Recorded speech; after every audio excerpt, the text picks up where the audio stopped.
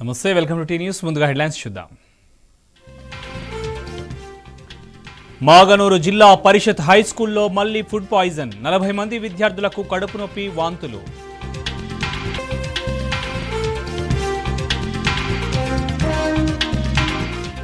Food poison ఘటనలో 2 విద్యార్థుల పరిస్థితి విషమం. మహబూబ్ నగర్ ప్రభుత్వ ఆసుపత్రిలో చికిత్స అందిస్తున్న డాక్టర్లు.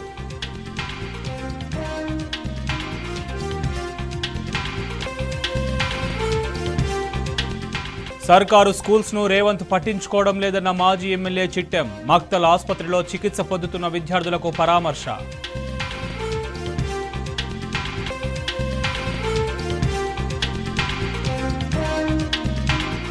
విద్యార్థులకు నాణ్యత లేని ఆహారం పెట్టడం వల్లే ఫుడ్ పాయిజన్. తూతూ మంత్రంగా చర్యలు తీసుకుంటున్నారని పేరెంట్స్ ఫైర్.